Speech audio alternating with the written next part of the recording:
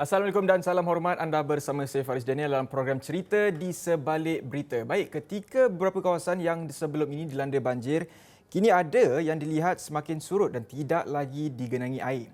Namun di Johor ataupun di Segamat sendiri masih lagi dilihat berterusan. Malah setakat jam 12.30 hari tadi juga, jumlah mangsa dilaporkan meningkat sedikit kepada 4,496 orang setakat jam 8 pagi berbanding 4,065 orang malam tadi. Dan juga kalau kita lihat di paparan skrin di info bencana JKM, kalau kita lihat masih lagi ada Negeri Pahang, Negeri Sembilan, Johor, Melaka dan juga di Negeri Sabah. Namun apa yang kita dapat lihat di sini di Johor adalah yang tertinggi direkodkan, yang mana 57 pusat pemindahan sementara sedang dibuka ketika ini, yang mana ia menempatkan 4,359 mangsa terdiri daripada 1,219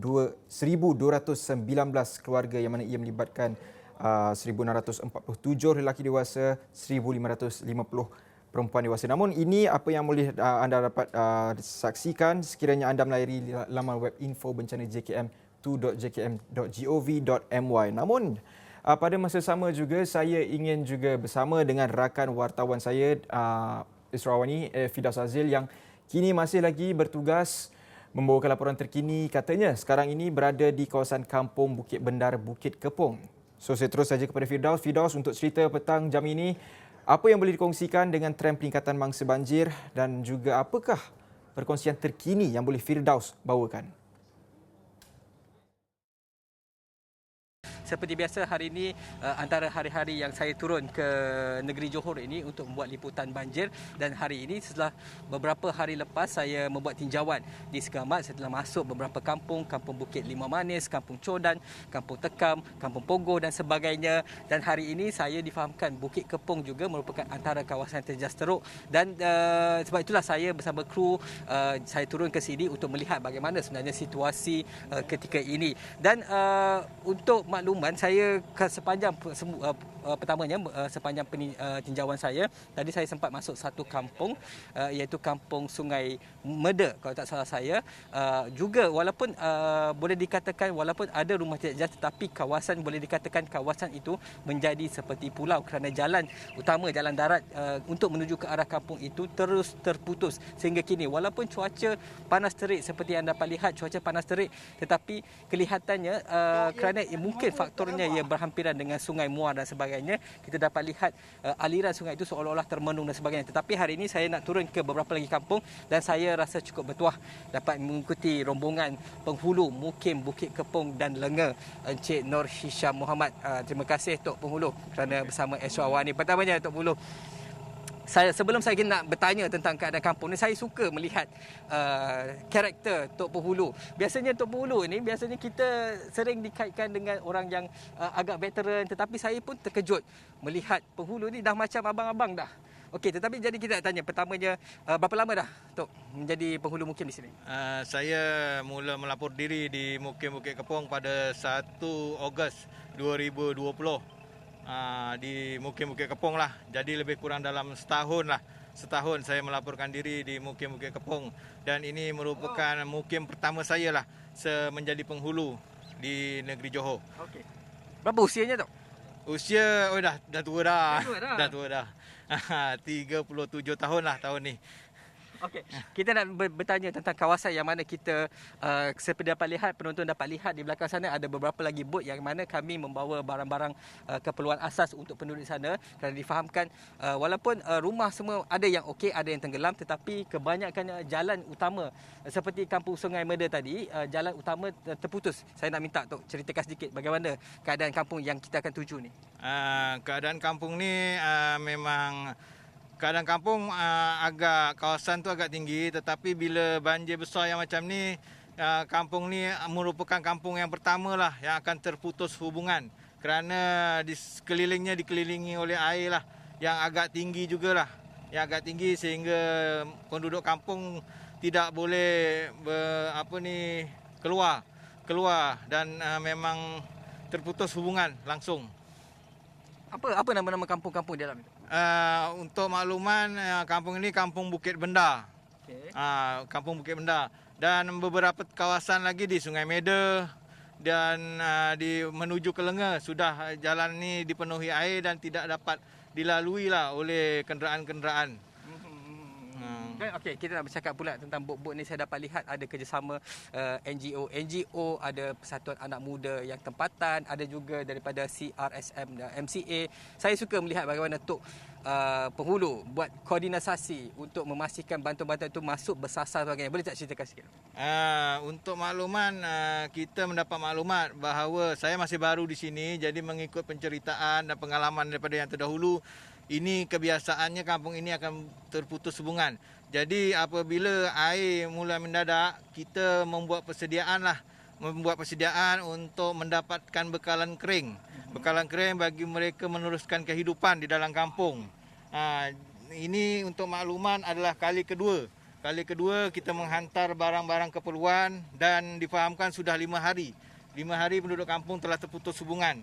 Dan alhamdulillah melalui beberapa agensi dan juga semangat kekeluargaan dan community empowerment, hari ini kita dapat sekali lagi masuk untuk menghantar bantuan kepada penduduk yang terjejas. Okey. Pertamanya, NGO ni datang daripada mana, dan juga bot-bot ni siapa yang sediakan?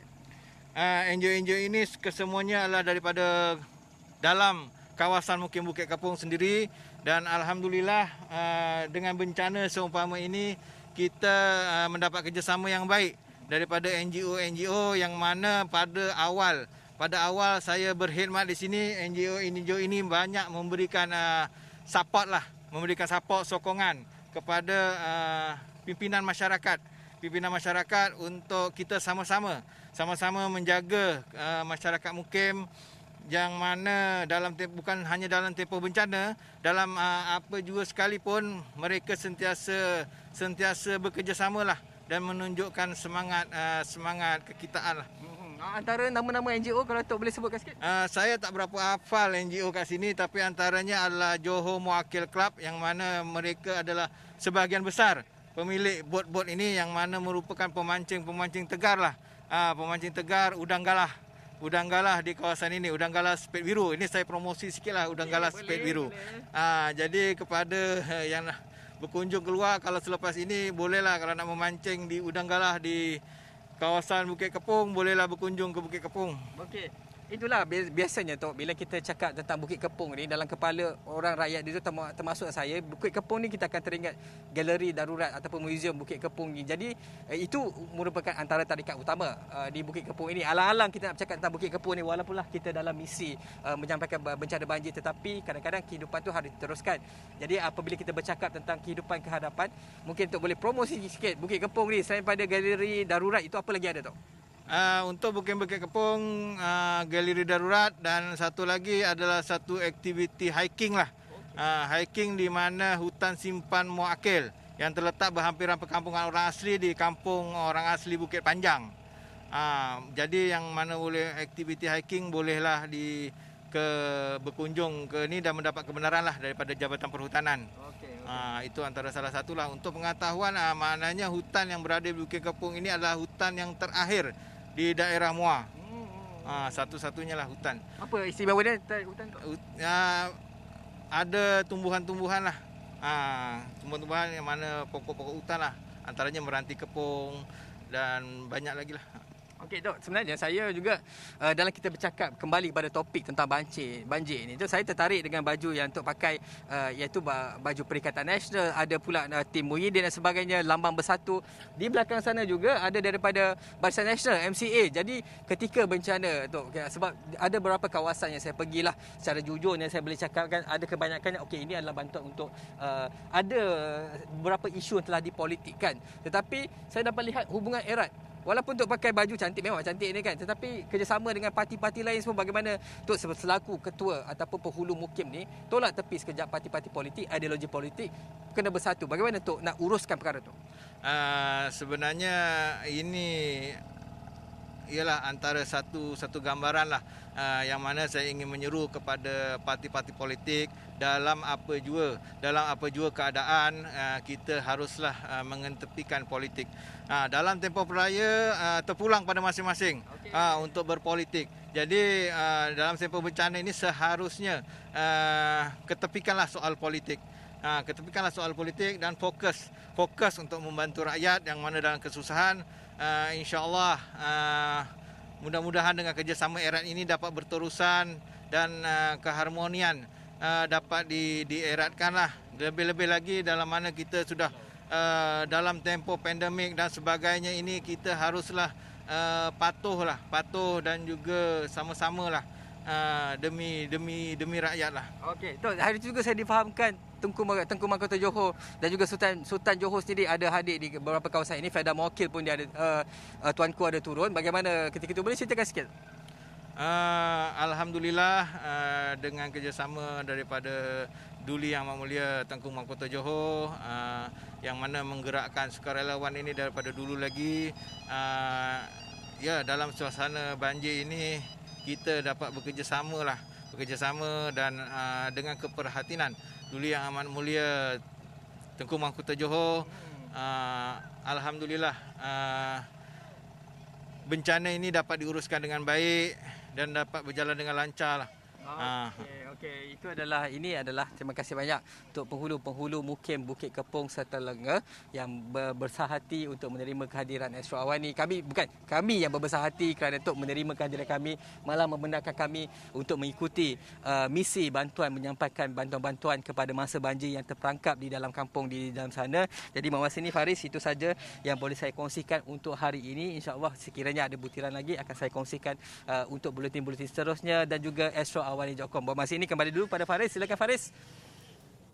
Baik, terima kasih Firdaus. Nampaknya dah macam jadi satu trademark untuk Firdaus. Kalau live cross di sana pastinya di atas bot, kalau semalam di Kampung Tekam, namun hari ini pula dekat Bukit Kepong. Baik, namun semuanya soalan perkembangan terkini semuanya sudah terjawab. Ditambah pula dengan ada tetamu tadi bersama dengan Firdaus, iaitu penghulu mukim, iaitu Nur Hisham Mohamad. Pastinya itu akan kami kongsikan juga di platform astroawani.com. Kita berehat seketika, kembali selepas ini.